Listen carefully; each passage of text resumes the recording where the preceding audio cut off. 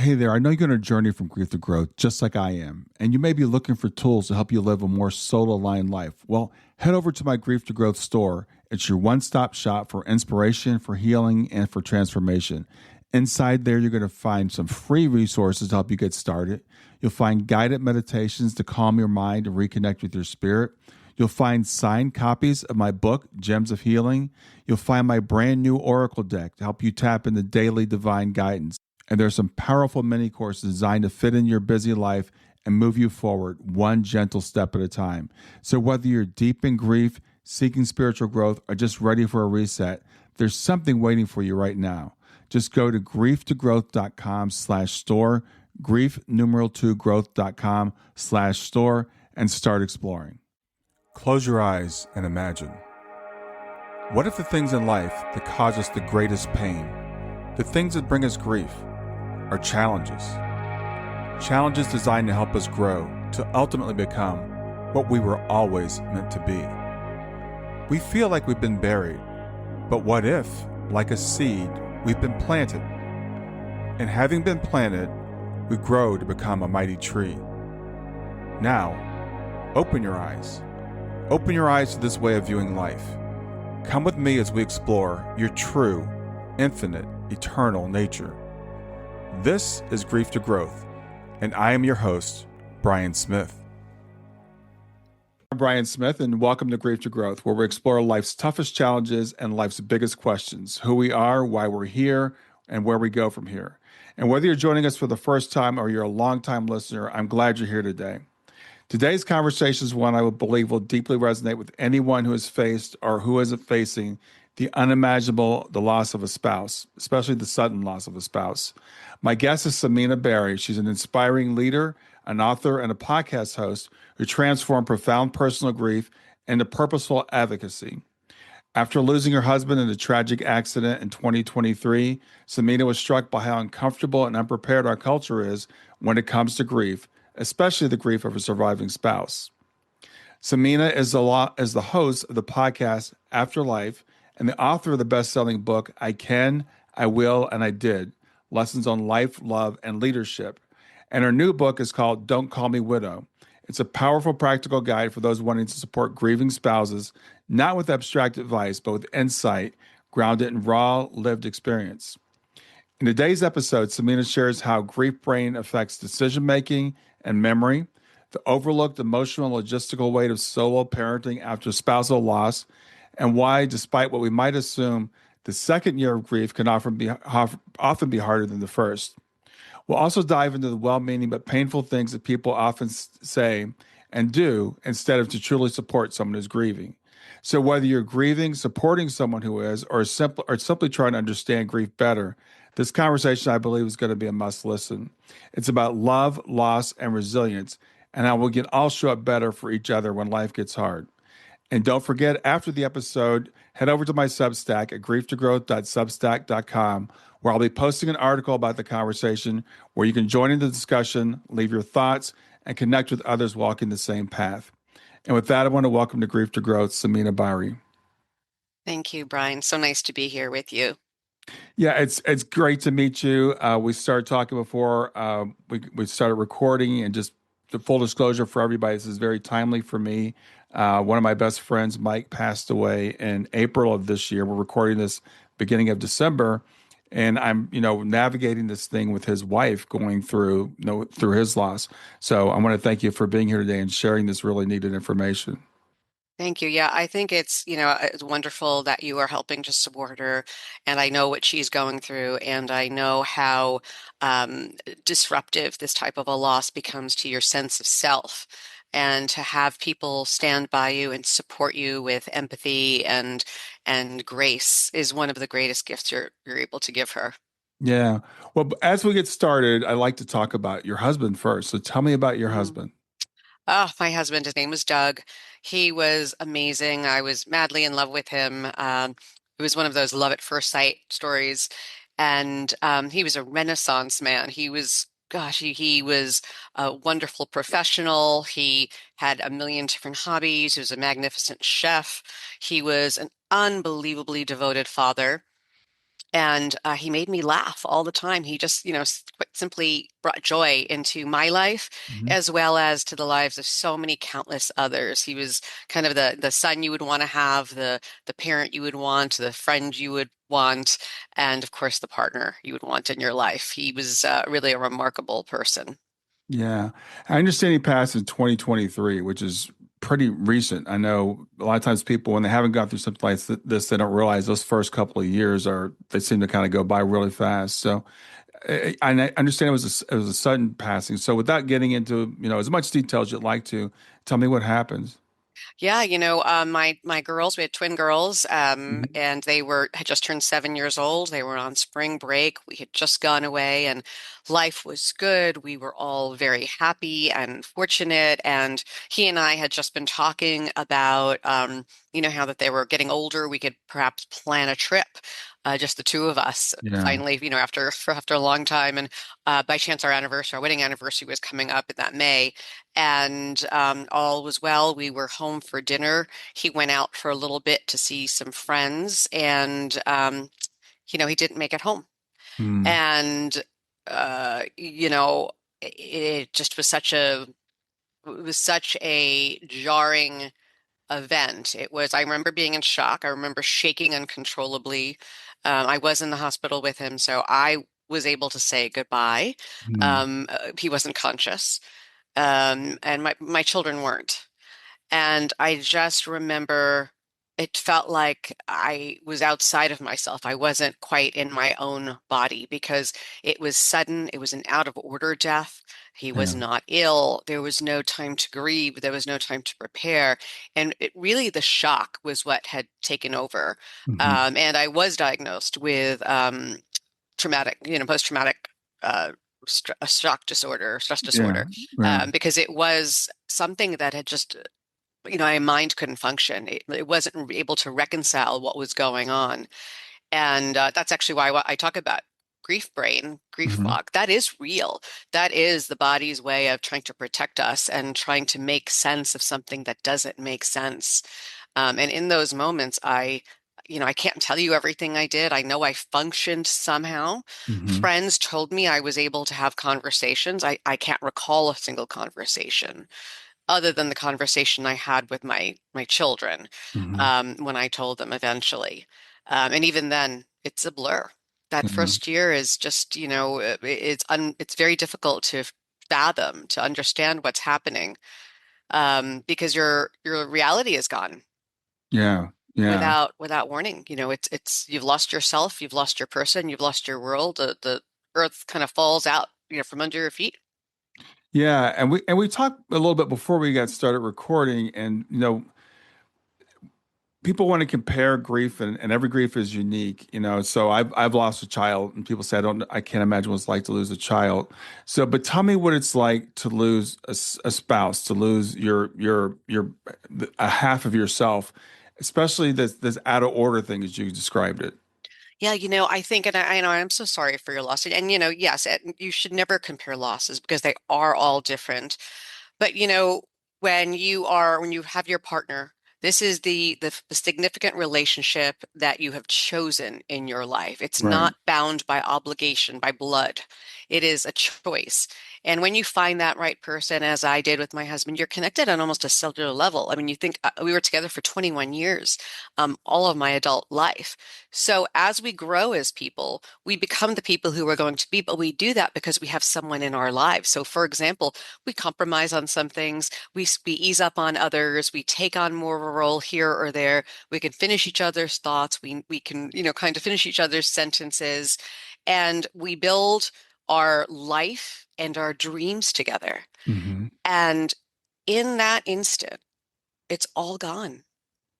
And a part of you dies with that loss because who are we now? Right. Who we were part of a relationship. We were a couple. We were a unit. We were a team. We were partners, confidants.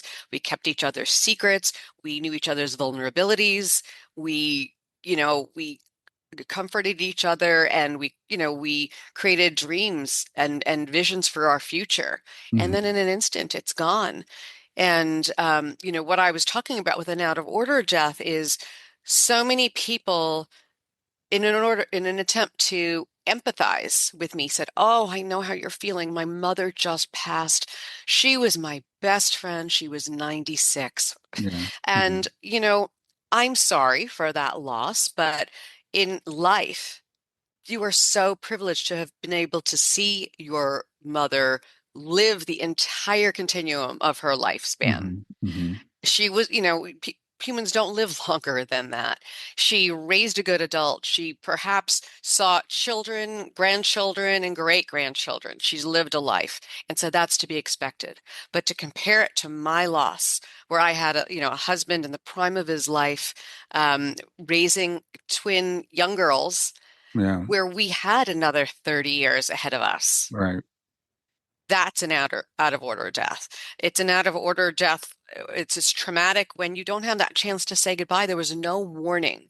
Yeah. And not that I wish illness on anyone, but when someone is ill, there's a part of you that grieves that person while they're still breathing, while they're still there, and you have the chance to say all of the things in your heart, and you know that you're able to send them off with dignity and with the love that you intended. Hmm. And when it happens suddenly and tragically, you don't have that. You don't, your mind is not functioning. You don't have those moments. Um, my children never got to say goodbye, and they still cry about that. They Right. still lament about that, and they will carry that for the rest of their lives. And Mm. all I could do in that moment of sheer and utter confusion and shock and panic and despair was all I could think of was I played a video of my children's voices and held it up to my husband's ear Yeah. so he could hear their voices. Yeah. Whether or not he did, I don't know. I like to think that he could. I like to think that he could hear me, Hmm. and had some sort of presence. Um, that's the only comfort I could give myself. Stay with us. We'll be right back. I'm excited to announce I have a great new resource. It's called GEMS, 4 steps to move from grief to joy. And what it is, it's 4 things that I've found that I do on a daily basis to help me to navigate my grief. And I'm offering it to you free of charge. It's a free download. Just go to my website, www.grieftogrowth.com/gems, GEMS, and grab it there for free. I hope you enjoy it. Yeah, and with your girls, I mean, so you had to tell them they weren't there. What was that like for you, and what was it like for you to have to carry that message to them? Oh, it's something you never ever want to ever experience. My Yeah. children, my husband, on top of being so amazing, had also decided that he loved being a dad so much after a decade of infertility that we had that he chose to stay home with the girls. Oh And wow. so he was the full-time parent. And so their bond with him was far more close than it was with me because I worked. He allowed me to soar professionally and he held down the fort. Mm, So that was their primary parent. And all I could think of was they had been away the day that he had passed away. And that was mm, pre-planned because he and I were having a lovely, adult weekend to yeah. ourselves. We'd Okay. planned he had planned a babysitter, believe it or not. He had planned that for me. And the babysitter had them, and I said, hold them for one more day. So they have one more day of happiness. Wow. Yeah. And that's how I look at it because it's everything is before and after, Exactly. Yeah. right? Everything is a before and after. And, there was a part of them that knew right away because when they walked into my house, they saw all of their aunties from all over the country and all different parts of their lives. Everyone had gathered at my house to support me and the girls. And so when they walked in and they saw, especially my dearest friend from New York had flown over right away, they knew something was wrong. Yeah. And so when I sat them in their rooms and I told them that something terrible had happened, they knew. Yeah. They knew. And it broke my heart. One went into, oh my God, he was my everything. Daddy was my everything. How that can't be true. And the other one, even though they're twins, went into a little bit of denial and problem solving mode, just in order to, kind of figure out how to cope. Hmm. And because he was a magnificent chef, she said, "Mommy, you don't cook. We're going to starve." And it Yeah. was seemingly like a lighthearted, silly thing to say, but with that comment, she recognized the gravity of the hole in our lives, Yeah. Yeah. that we can't function without him. Yeah, and I appreciate you sharing this because I really want to help people understand, from the outside what the gravity, as you said, of this thing because it changes literally everything in your life from the big practical things down to the little things like who's going to cook and who's going to take care of us. And help people understand because I've learned this as I mentioned I'm going through this with my friend right now, like some of the practical things that we don't think about after someone passes because you do assume certain things like financial things or bank accounts or houses and stuff like that. Did you have any difficulty with things like that? Oh, tremendous amount. Oh my gosh, that's probably one of the biggest things. Because again, you know, here's the thing. We plan for death, right? We do the Hmm. right things. We Yeah, create a right. will, we create a trust, we have it all done. But when that moment happens, there's nothing rational to execute on.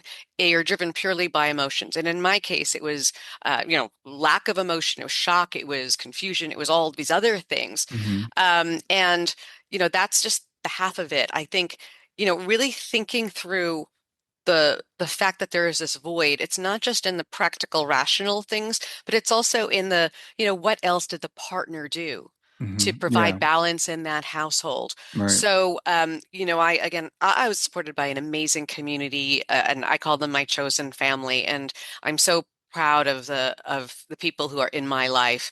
They showed up and they picked me up off the floor and they just handled everything without making anything uncomfortable for anyone. Hmm. They let me talk, they let me sleep. They, gently told me, like, brought me a cup of tea and asked me to take a sip. They didn't force anything on me. They Hmm. took over figuring out who would pick up the children and how to care for the children. Everybody took on a role. And I think that was, one of the biggest learnings for me.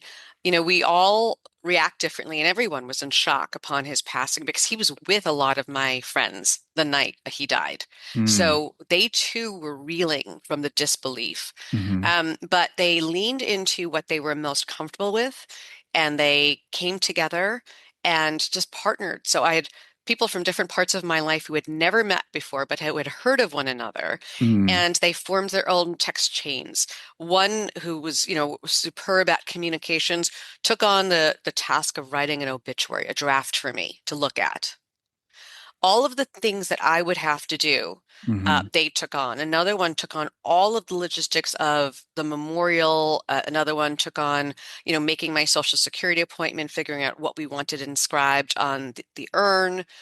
They all played a role, and others took on the child, my children's support roles, and Hmm. they made sure the children were being attended to and talked to and comforted and fed and snuggled with, and they had safe people they could cry with, Hmm. and that they knew that it wasn't just all about mommy, but they were also there for them too. And that's a really important thing for anyone who's going through it with children. And it doesn't matter if your children are teens, don't ignore the children. I've heard that too often because there is Yeah. this terrible myth, it's a dangerous myth, that children are resilient. And that is only stated by people who don't have a child or have never experienced a child in the midst of trauma and grief. Hmm. Children who experience the loss of a parent at a young age are far more susceptible to anxiety, mental health issues, depression, suicidal ideations, if left untreated. And so, that was one of the biggest things that weighed on me, was Yeah. not just me, but all my poor babies. My poor babies. How are they going to do this? How are they going to be? So, it's just really kind of thinking through, what would you want? Like, I think that with this type of a loss, it becomes so uncomfortable for people because they don't want to see it in themselves. Because, even though we say, God forbid I die, right? I mean, it is not God forbid. It will happen, Right. but you're confronted with the reality of it, and it's so shocking that I think you freeze up or you don't know what to do or say. Just do something. Do it with Hmm. intention. Do it with kindness. Don't try to explain it away.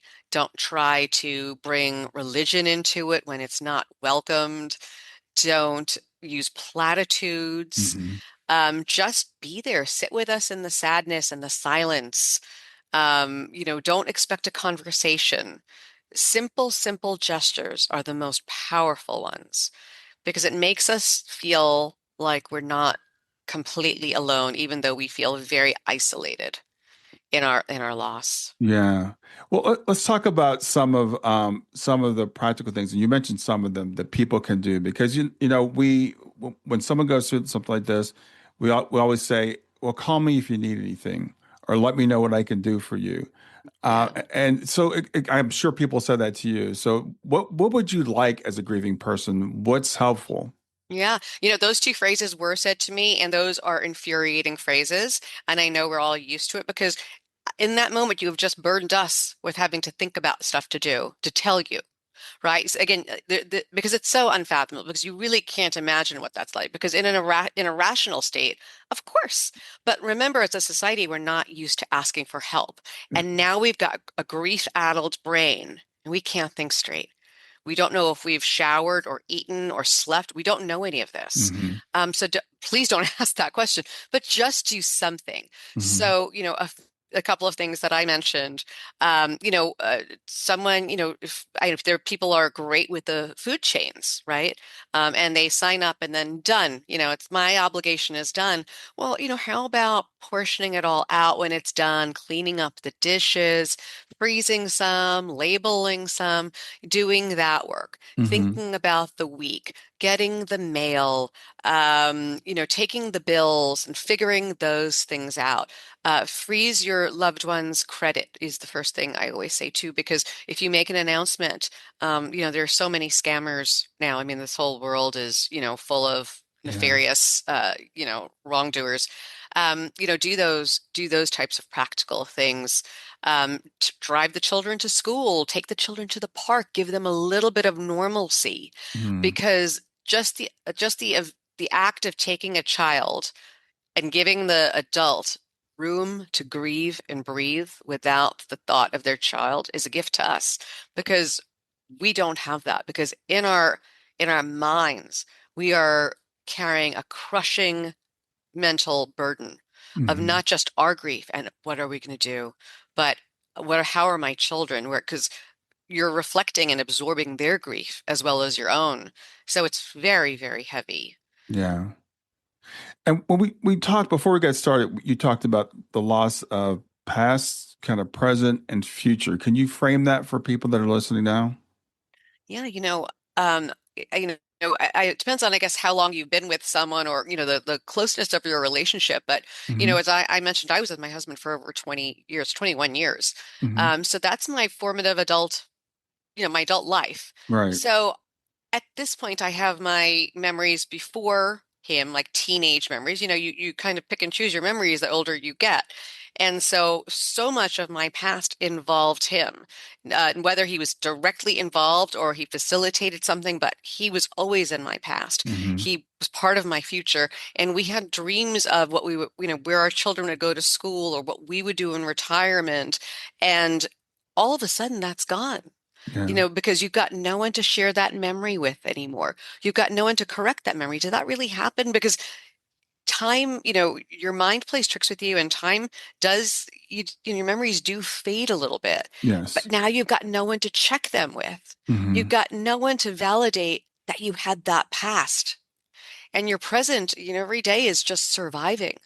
And future, I mean, I'm 2.5 years out, but I can't picture my future still. There's no future for me. I can get to what my children will look like, I think. I can think about the grades in school, but I have no future. I have no vision for myself Yeah. because it took my dreams away. Yeah. And help people, understand that, that idea because you're right. You've got this idea, and we never know what's going to happen in the future. We all, but we think we Course. do. We have a vision for it. What's it like when that vision is just like gone? Like you can't see it. Yeah, it's I can't say it's scary because for me it's a new normal. I mean, Mm, I assume I'll be somewhere. I don't like, but I can't like physically see myself. You can right, kind of see yourself with gray hair or children, grandchildren. You kind of have those nice vision dreams. I right. don't have those anymore. So what I do is I simply don't plan for anything that long anymore. Mm, I can get out to a year and I mark it by holidays. And I mark it by holidays because those are the chunks of time that I have to travel with my kids. mm, And I am now marking time with travel. And no. I'm doing it as a building block. And this is just me personally. I'm doing it as a Hmm. building block so I can create new memories for my children and Hmm. experiences for my children so that they and I can enjoy the time we have in a different way. Yeah, Because, we're not a family of four anymore. We're not, a happy, shiny nuclear family. We are something else. We're still a family, but we're a different kind of family now. yeah.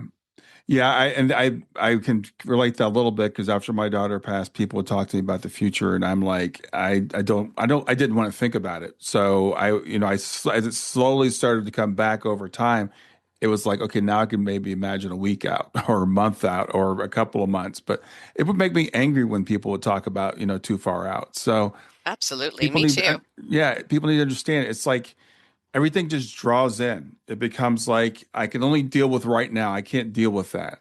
Right. And I think, and I don't think that's ill-intentioned. I think, people did that with me too.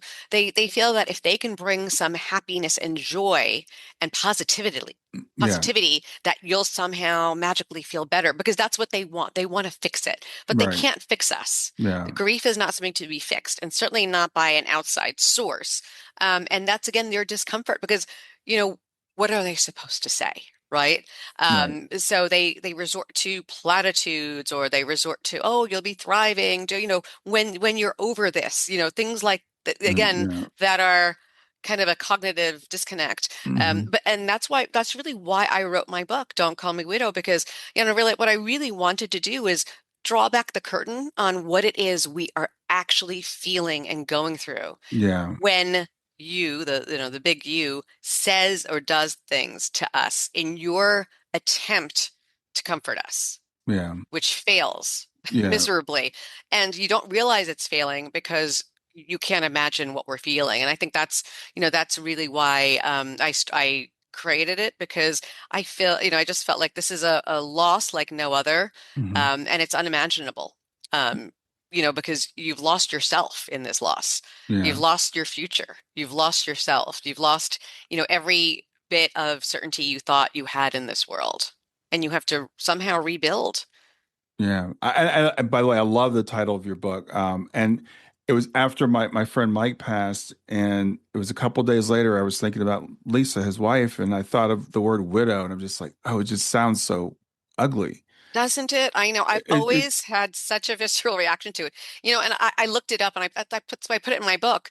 It was created early centuries, Sanskrit and Old English, but essentially it means to be destitute and to be mm, basically of no worth to society. mm, And yet this is a term we carry forward, and that doesn't define me. So I yeah. can't stand that word. And now I know why, because I actually took the time to look it up. Yeah. Um, Well, I guess when we think of it, we think about women who've lost their husbands when they're 70s or 80s or that's, as you said, yeah, kind of toward the end of that natural right. thing. But when it's a person who's in the prime of their life and raising their children and thinking they have 30 or 40 more years to go, and then suddenly it's like you're kind of almost feels like you're getting pushed aside, I would imagine. Exactly. Yeah, no, exactly. And that's why I've never used the word, and I ask people not to call me that. And I say that I'm married, my husband died. I just say it that way. Yeah. I don't put that title on me because it's such an ugly, archaic title that it doesn't do women any good. And it does kind of perpetuate that fear and that, oh, poor so and so. Hmm. No, we're going to still be here. And when we look at our society, demographically, women tend to outlive men, Oh yeah. by 5 or 6 years. Hmm. And we are going to have a lot of women who are, who have lost their partners. Hmm. And, that really coincides with this great wealth transfer that we keep on hearing about, that women in the United States will be in charge of two-thirds of all of the private wealth in the United States, Hmm. um, due to, in large part, inheritances. Oh wow. So it's a fearsome number Hmm. and a group of women. And, the use of widow, I feel, is such a misnomer and really doesn't do any society or women any good because Yeah. we will rebuild, we will make impacts, we will do things after this. We will somehow figure out a way, to overcome this. But, it's we'll do more. And so I feel like how society has always framed this particular loss has been not as an important loss yet while it is, Yeah. and it's diminished women and kind of put them aside. So what I hear from so many women who've lost their husband is their community, the couples they socialize with regularly, that they don't invite them out anymore. Yeah. They don't invite them out as a single woman. And, sometimes I hear it's because they're awkward. Other times I hear it's because the women are afraid that the woman will go after their husbands. Such nonsense. I think it's Hmm. outdated thinking. Um, and that's why, to me, setting the record straight was really important because there Yeah. is a divide between these worlds and somehow they don't meet and no one Yeah. talks to the two of them. The widow groups talk to one another and lament and complain, and then everyone continues to remain on the outside. So I really wanted to bring them together, to Yeah. create a broader appreciation because one day it will happen to everyone. Yeah. Well, let's talk about some of those transitions. That like that idea of like, okay, so you're a couple.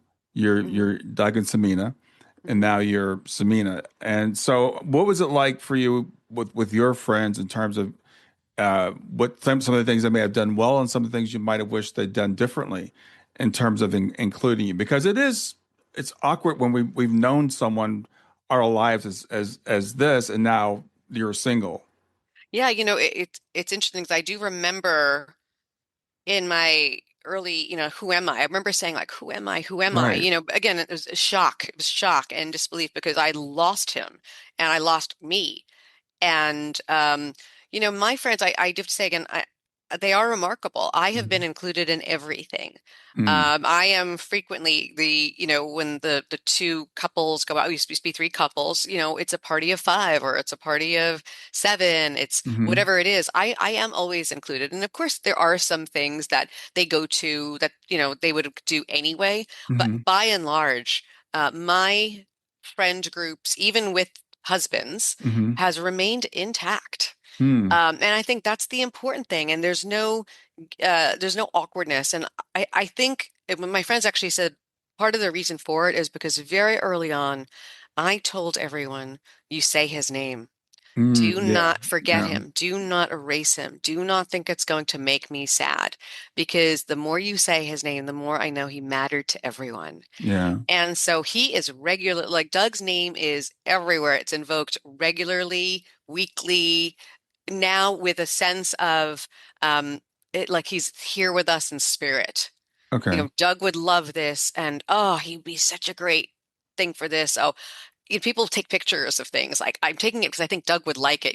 It somehow doesn't make sense, but I think making it okay. Hmm. I think that's a big part of it. So there's no discomfort on their part. I don't talk about it all the time. It's not, a pity party where we're talking about it all the time, but Right. it's just fine. It's easy. Yeah. It's no one shuts anyone down, and it's all done with love and, truly missing someone. And Yeah. so that bonds us. It doesn't separate us. And how's that been? You said your friends are comfortable inviting you. How's it been for you going and being there without Doug? Is it how was that uh experienced by you? Well, I would be lying if I said it doesn't do anything. I mean, of course, I wish he were there, and Yeah. it was hard the very first few times. It made me very, very sad. It made me more sad for my children, really, Hmm. because it's my need for children to see intact families, children with their fathers. Yeah. I knew was a heavy burden for them, Yeah. and so my heart really breaks for them, always when they go through this. Right. For me, it wasn't awkward. It wasn't awkward because again, he was so, so very well known in our community that I've felt nothing but love and inclusion and, the husbands and the wives have all stepped in to play different roles. Yeah. Some of the husbands come in and do, help me with errands and things like that. One is helping me buy a car. Um, they check in on me. And it's all done with just a sense of love and community. Yeah. So I have not felt that. I do miss him though. Yeah. Of I course. of Yeah. course like I miss him and I talk to him regularly and I encourage my kids to do that. And now my kids have started. My kids have started saying, "Oh, Daddy did this," or, "I wish Daddy were here." And I encourage that because no good comes of, repressing such big, big emotions, and especially Yeah. in children Yeah. who don't have coping mechanisms. Yeah. And the reason why I asked, of course, you miss him. Because sometimes people will, I don't know if it's an excuse that we'll use, but we'll say, well, I don't know if we should include her because she might feel awkward. And I remember when my friend Mike passed away, it was April 7th, and we have a derby party every year. My wife's from Kentucky, so we have a Kentucky Derby party every year, first weekend in May. And Lisa was over, and we were there with our friends, and actually I think we'd even called her over because she was thinking, well, should I come to the party or not? Because it's so soon, and what are people going to think? And we have a. It sounds like you're very fortunate to have a group like we are fortunate to have. And we're like, yes, we want you to come. We want you to be there. Because you and Mike would be there, and you're still part of We call ourselves a tribe. You're still part of the Mhm. tribe. And then when the party came, we're like, we want to say some words about Mike, and so we asked Lisa, can we do that? And she's like, well, it's going to bring the party down, and we're like, that's okay. We'll just bring it back up. So I want people to understand it's okay to include the person and to speak the person's name who's no longer physically with us and include them as part of the group. Absolutely. I'm so glad you did that. And I don't know if I told you this, but my husband died on April 7th also. Oh, wow. Yeah. Yeah, I think I don't think you should project, will that be awkward for, I think you just keep on inviting her and Right. she will come when she can. She will, she will say when she's not up to it, and you have to give Mm-hmm. her that, give her that agency to sometimes just not be in the mood. Mm-hmm. But always make the offer. Make it gently, make it, sincere. And I think including him, Mike is great. We belong to a country club community, and I had not been to the club since they held his memorial service. Mm. And that was on May 5th. So we did the memorial service on our wedding anniversary because he died so close to our wedding Oh, wow. anniversary. Well, I thought I could either be miserable by myself or I could have everyone come be sad together Yeah. on a day that, was meant to be joyful, but we're still remembering him. Yeah. And I hadn't been to the clubhouse since May, and then I wanted to try to go be out in public by myself Mm-hmm. for his birthday. Mm-hmm. And I went to the club and I said, I'm going to plan just, a quiet dinner with the girls and on honor of his birthday. Mm-hmm. And, a few friends said, oh, we want to come, support you. And before you know it, I had like 25 people Mm. join us for dinner because they all wanted to be there. And they put us in a different room, and everyone toasted him, and it became joyful. It Yeah. became Yeah. joyful, and yes, tinged with sadness, but tinged with friendship and love and camaraderie. So I think yes, keep asking. Don't Yeah. ever not ask because we already feel unsure and unsteady and isolated because of Mm-hmm. our loss. But if you've got friends who are able to lift you out of that and act gently and continue to think about you, that's just gift. Yeah. And the reason why I smiled when you said you could be miserable by yourself, that's exactly what I said to Lisa about the party. I said, you can either be miserable by yourself or you can come here and be miserable with the rest of us, because you're going to be miserable either way. So you might as well be with us. Right, right. I mean, I think you have to have those friends. Sounds like you have that kind of, friendship group as well, Yeah. where, everyone wanted to be a part of it. People, I want to be part of this dinner. And I had thought, oh, I'm going to muster up all my courage and I'm going to try not to cry and I'm going to have dinner on his birthday. And it became joyful Hmm. because, everyone wanted to celebrate him. Yeah. And, that made me feel better. And I Yeah. think but the community has been so important, part of my healing, and part of me getting through some stuff, because I felt supported Hmm.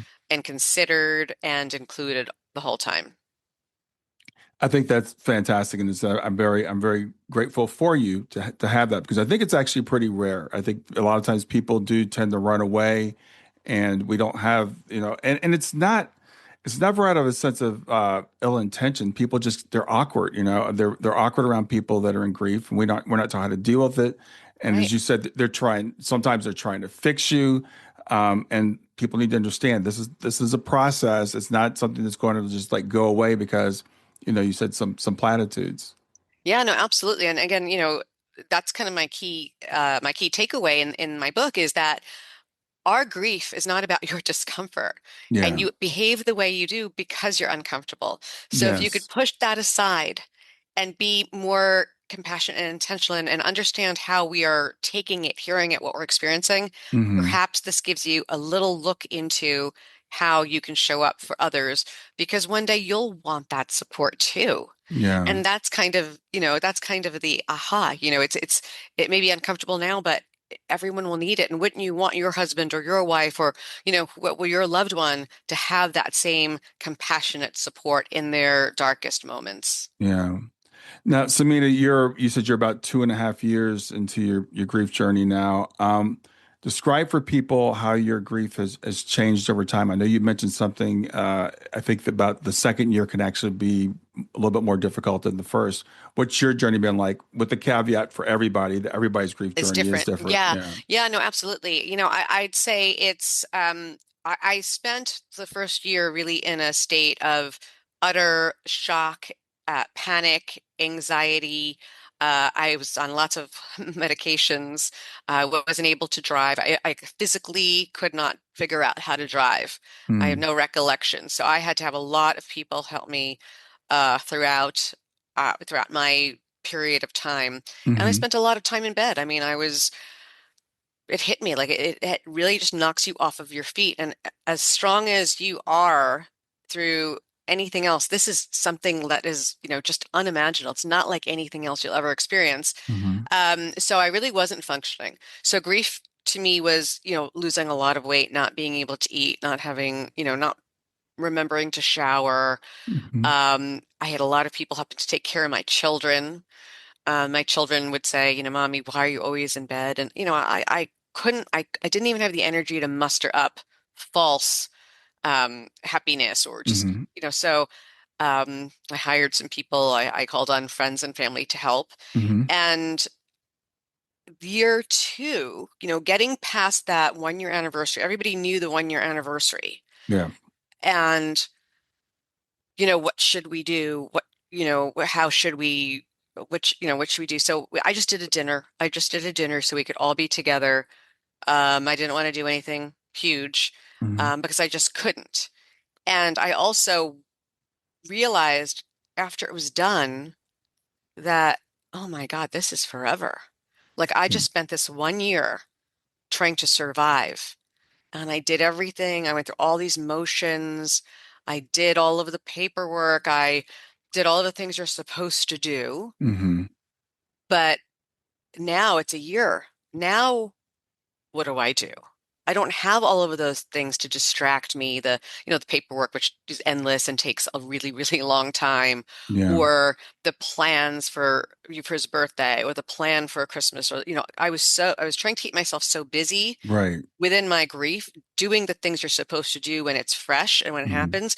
But when that 1 year anniversary happens, the just permanence of it really hits hard. and society expects you to move on, Yeah. but you don't. And as you said, it's a journey, and it doesn't mean the journey ever ends. Grief, it's messy, it's chaotic, it's unpredictable. Triggers are everywhere. Hmm. Just anything can trigger it. But it just became much more, I don't know, I guess, mentally challenging after year two because you're really thinking, okay, now I've got to do something else. Yeah. Now I've spent that first year doing everything associated with it, and now what?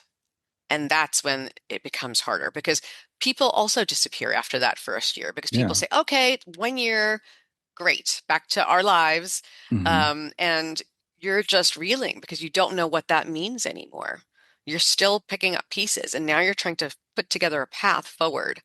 And it's also lonely. Yeah, yeah. Well, thanks for explaining that because I think it surprised me, and I think it surprises a lot of people. As you said, that first year, you're getting through it. You've got all these things, and you kind of like hit these milestones. It's like, well, this is the first birthday, this is the first Christmas, this is the first Thanksgiving, this, Right. and then you realize, oh wait, they're going to be there going to be a lot more of these. It's not just getting through that time. So that I think that's why it hits harder for some people that second year. I was hesitate. I was just talking to someone earlier today in a group that I help with, and I said I always hesitate to tell someone the first year it can get harder the second year, because it's not like it gets harder like the grief gets deeper or anything like that. It actually I don't think that's true. It's more it's just the permanence is I think what really Yes. sinks in. Yeah, no, absolutely. Because, that's when it hits you. This is forever. Yeah, This, okay, I survived somehow. And it was long and it was painful. And in some ways it seems fast. But now yeah. what? I'm going to I'm going to celebrate every one of my birthdays alone. He'll never celebrate another birthday. Every new year that starts will be another year without him. Hmm. Then you really start to almost like catastrophize the future because Right, it's right, magnified. right. And that's hard and that's daunting. And, that's why, when I said to you earlier, like, I can't really envision myself as older than I am now. To Hmm. me, I'm frozen in time, Hmm. um, because my mind won't let me do it. Again, Yeah, I think it's that protective mechanism in your mind. It's protecting you from trauma and grief, and that's why you really lose those functions when you're yeah. deeply into it, because it changes your brain chemistry. It absolutely does. It absolutely does. I learned this was back when I was, my early grief that there are people when we are that close with someone, we're chemically attached to them. It's not just, emotionally. It's Correct. like It's cellular. Yes, it's yeah. cellular, and it's like drug withdrawal. So that explains the grief fog, which, as you said, is very real. People think they're losing their minds. They think they're going through early dementia. They're like, I walked into the room. I don't know what I came here for. So I tell people all those types of things are normal, and they will come back. It's just your brain is just overwhelmed with Hmm. this reality that doesn't seem real. And so I would, those first weeks, months, I guess, waking up and reliving it over again. Did you go through that experience where it's like this really happened?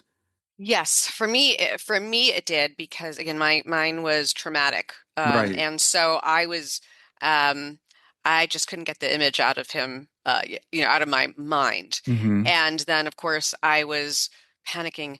Did I tell him I loved him enough? Did I, like Yeah. I just kept on playing it like, could he hear me? Should I have done this?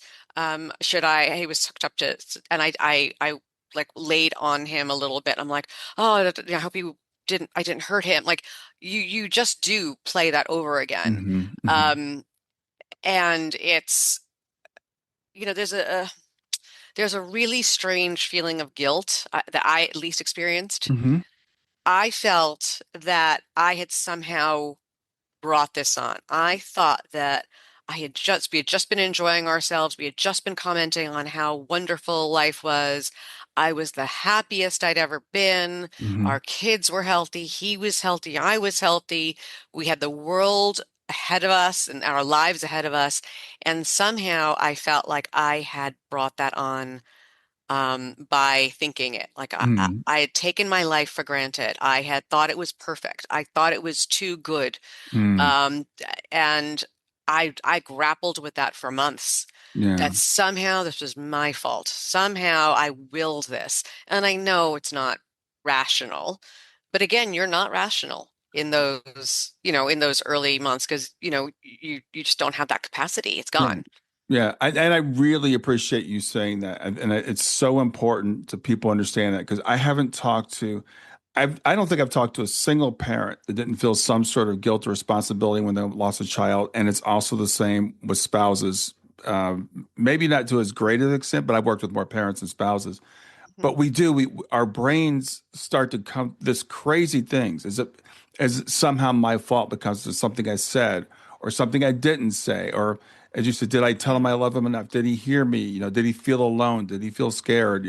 All those kind of crazy thoughts go through our minds, and I'm glad you said that because I want to normalize that for people so they don't feel like it's just me. There's something wrong with me. I think it's a normal human response. I think it is because it is that trauma, and something we talked about grief, a grief brain. You lose all of those senses, but I will tell you, I am changed since that happened. So, you had Hmm. mentioned earlier, like, you lose some of it and then it comes back. It doesn't always come back. It does, sometimes it does have permanent change. So, for Hmm. example, I used to be tough as nails, and now if someone looks at me wrong, I'm like, I devolved into a puddle of tears. Like I Hmm. just lost that part of me. Yeah. But on the other hand, I think it's made me much more empathetic to Hmm. others. Hmm. And, shame on me. I wasn't before, right? Because I thought, I was just living my life and doing my thing. And, I had always told my husband he was a nicer person than me because he was really an empath. He was very, very compassionate.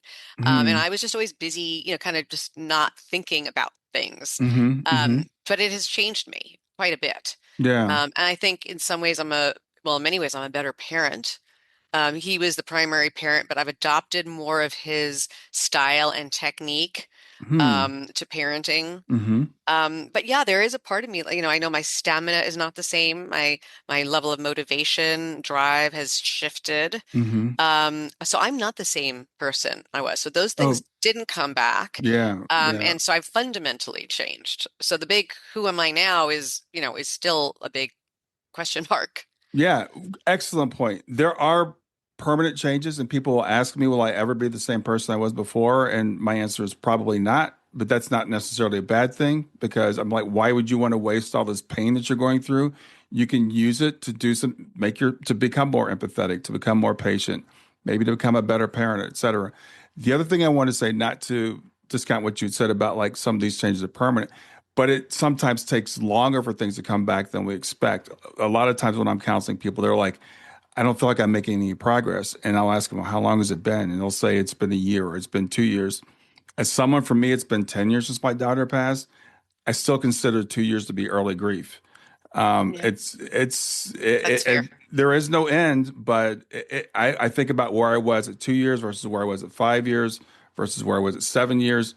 At 2 years, I thought I was, done with these, coming back from certain things, but I wasn't yet. It's such a deep wound. I mean, you think the deeper the wound, the longer it takes to come back. So No, you're absolutely right. some of those Yeah. things, I think may come back, but you're still going through even at 2.5 years. It's still early.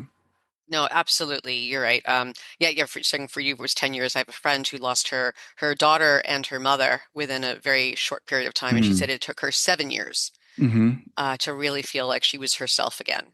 Yeah. So yes, I recognize it's still early, and I well, again, I've talked to a lot of people who've had near death experiences, and it was interesting. I talked to a woman. It was an ST, spiritual transform. It wasn't technically a near death experience, and she went through all these changes, and it was 7 years. So 7 years.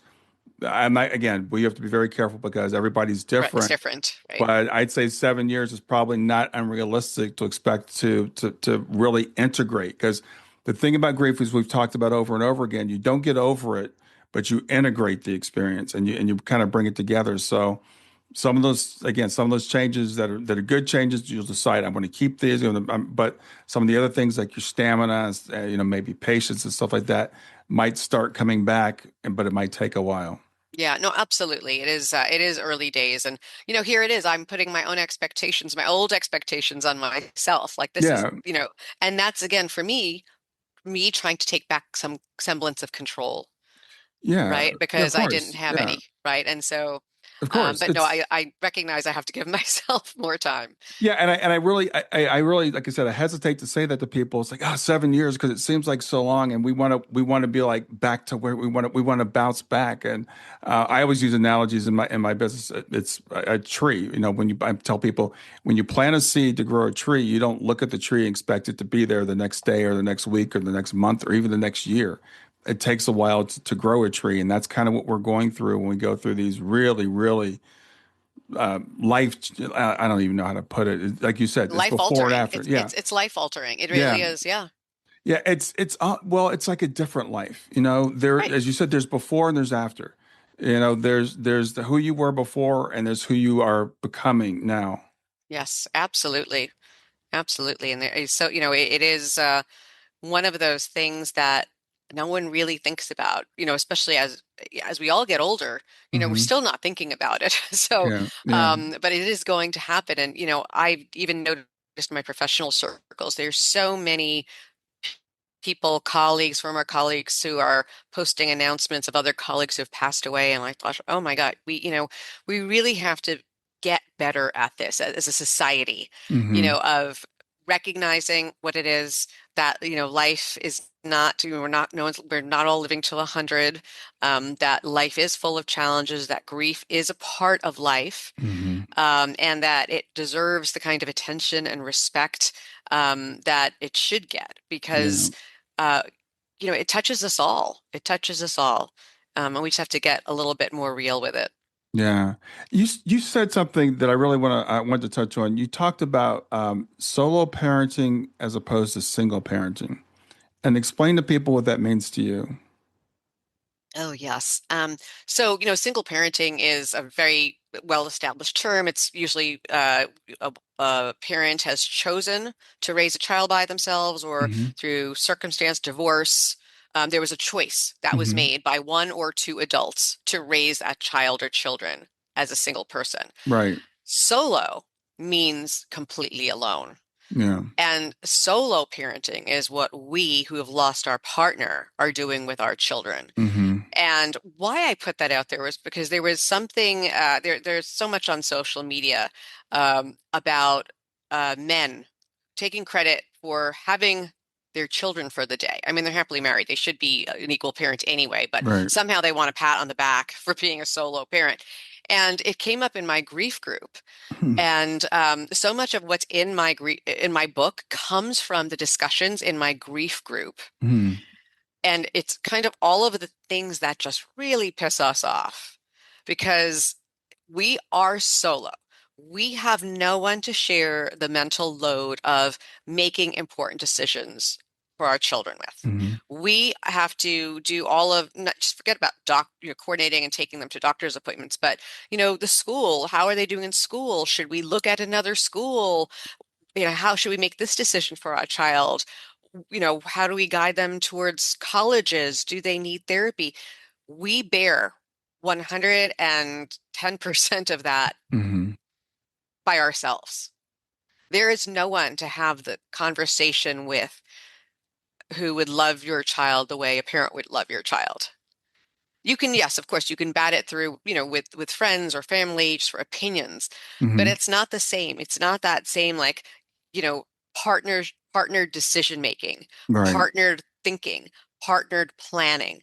We don't have that. Yeah. So, when I say that, my friend groups, they go out, sometimes without me, most of the time it's because I don't have anyone to watch my children, Mm-hmm. right? Because I have to rely on nannies and babysitters or this person or that person. The Hmm. mental load is very, very big. I can no longer go on a business trip or do a quick overnight, or I can't do anything spontaneously. Yeah. You know, Yeah. um, I've lost that.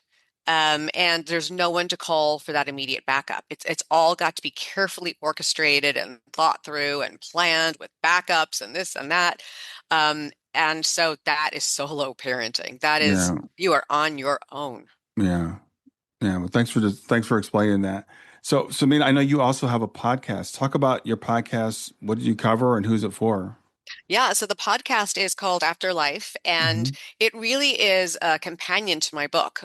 So the book is really meant to be a practical guide to help Hmm. shepherd someone through supporting someone they love who's lost a spouse. The podcast really d digs deep into several topics of people some people who supported me as well as someone who runs a grief group for children. And what it does is it brings to life what I am talking about in the book. And so when I talk about how does a friend show up for someone, I have two of my friends. How do they push aside their discomfort? Hmm. How do they know what to do? How do they not let grief kind of crumble them. How were they able to be such good support people? And in those episodes, there are really so many wonderful tidbits about making people more comfortable with themselves and really letting themselves be present for the ones they love. In one of my episodes, I spoke with my financial advisor who really helped me through a lot of the paperwork. Because when you are grieving the loss of your spouse, there's a ton of paperwork to do. And Yeah. again, it's overwhelming, even in the best of circumstances. But now compound that with grief and inability to focus on it. And it's really daunting, but it's all crucially important to Hmm. ensure you're sustainable and you're able to survive. Yeah. And so he and I spoke about that. He literally came to my house with forms filled out for me to just sign.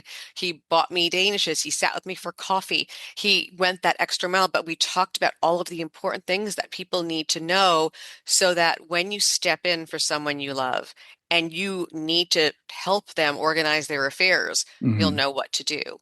And, I also spoke with the woman, Cara Belvin, who runs a very important and powerful group for children who are experiencing the loss of their parent. She's on the East Coast, and she lost her mother when she was a child, and it profoundly transformed her life. Hmm. And she, like me, recognizes the importance of supporting children through their grief and not sweeping it under the rug and saying children are so resilient because Yeah. they need extra care and extra attention so that they can grow up to be successful in adulthood because this loss shapes them in so very many ways. Yeah. Yeah. Yeah. That sounds like it's a great resource. And I was going to ask you, and I will ask you if you want to add anything else. But I was going to ask you, like, how do you think society could do a better job of helping people through grief or helping people understand grief? I think it's a lot of the things you're doing, but is there anything else you'd like to add? Yeah, no, I think, talking about it, not being afraid of it, and pushing aside your discomfort. Yeah. We always say that the things that challenge us and make us uncomfortable are the things that make us grow. Grief is one of those things, Hmm. and it will only benefit us as a society if we confront it more truthfully than we have and not hide from it. Yeah. And we talked about, and I'm just kind of thinking out loud here as we're wrapping up. You know, as grieving people, a lot of times will say, people said this to me and it really bothered me. But then on the other hand, a lot of times people are afraid to say anything because they don't want to offend us. So I guess I Correct. would say to people like, you're going to say the wrong thing, so just say it anyway. I mean, how would you feel about that? No, I would say not to. So that's actually what I write in my book. And again, that place of discomfort is what drives people to say something as a platitude, Hmm. and it misses the mark, or they stay silent because they're so uncomfortable. But if you could just put yourself in their shoes Yeah. and think of how you would want to be treated, as opposed to thinking about, I am here to give condolences to someone, as opposed to you pushing your feelings to someone. Yeah. Think about what it's like to be on the other end. And I know you can't because it is so hard to understand, but it's the compassion that we need most. Hmm. It's the platitudes we don't need. Platitudes are platitudes for a reason. They are hollow, but at their worst, they hurt us because they offend us. And, in our minds, we remember every kindness. I Yeah. remember every single thing, every email I got, every card I read. I Hmm. couldn't say thank you for everything, Hmm. but I also remember every slight. Hmm. I remember when people compared their losses to mine. I remember when people told me, well, God only takes the good ones. And I Mm, was like, what? mm, I remember all of those. So I would just say, it's not too late. I think that's also the real, the really important thing to remember is it's never too late. If mhm. around these holiday times, someone has lost someone, a simple text even say, I've been thinking about you and I hope you're doing well. I'm sending you a hug. Yeah. That could do it. That and you don't recognize how much that could mean to someone just to know they're being thought of, that they're not forgotten. Yeah, that's a really good point. We started talking before we started recording. We're recording this the 1st of December, and I asked you how you were doing, and we talked about this time of year because of the holidays and different things that come up. But a lot of times, a lot of us are feeling a little bit drained and maybe a little bit more, lonely. It's a great time of year to reach out to someone that has gone through a loss, and as you said, just say, I'm thinking about you." Yeah, that's it. It doesn't have to, no hearts, happy things, happy Merry Christmas, avoid Yeah. that, Happy New Year's. Just I'm thinking of you today. They'll know Hmm. what it means. They'll appreciate the sensitivity. Um, and I think that's really all that any one of us can want, right? It's to be remembered, to be acknowledged, to not be forgotten when we feel forgotten because the holidays are tough. As I told you, I'm very low today, Hmm. and it's going to be part of my month. Yeah, and that's okay. The thing is, Yeah. I mean, I struggle this time of year also. As I said, it's been 10 years since my daughter passed. But to me, it's I live in Ohio and it's dark. It's 5 o'clock and it's dark outside already. So there's that natural thing too. So when you're reaching out to someone that's in grief, it's not our job to make them feel better. It's just our job, as No. you said, to kind of acknowledge it, show some compassion and patience, and we have to be patient with ourselves as the grieving person as well. That this is something that is going to take us a while to grow through. Yeah, absolutely. We have to give ourselves grace, and we need others to give us grace. Yeah. As I mentioned, I did receive so many beautiful outreaches when Doug died, and I wasn't able to say thank you. I certainly wasn't at the time, and then a year had passed. I was in my year two, and then it became like, oh, can I do that? It's going to make me sad again. I don't know if I can, I don't know if I want to go there. Hmm. So know that, you know, doing something, saying something means a lot. And it doesn't have to be the perfect words. It doesn't have to be the perfect, most grand gesture. It could be something as simple as, sitting in silence for a cup of coffee, Hmm. keeping someone company, watching a movie. It doesn't have to be a heavy lift. Yeah. Sending a well-timed email, when you feel it Yeah. for no reason. Yeah. Those Yeah. are the gestures that mean the most. Samina, is there anything that you wanted to talk about that I didn't ask you about today? No, I think we've covered so much of it. I just, hope that we're able to, through our mutual efforts, really help normalize grief as part of life. You can't Hmm. have life without grief. Yeah. And, to remember to kind of let's hold up a mirror to one another and think of how we would want to be treated in our darkest moments. And yeah, I just hope that those who are listening to this and to my podcast take something from it and can make someone else's experience a little gentler. Yeah. Well, I want to commend you for the work that you're doing. It's very much needed. And I think that, you know, the more that it can become vulnerable and put ourselves out there and let people know what we're feeling and normalize, what we're going through and let people know, okay, doesn't have to be a heavy lift. It could be something small. Just do those small gestures. Trust your intuition. If you're thinking about somebody, maybe there's a reason for it. So just reach out and, say, I'm thinking about you. Absolutely, absolutely. It's not about perfection, it's about presence. Yeah. So remind people of where they can reach you and the name of your book again. Absolutely.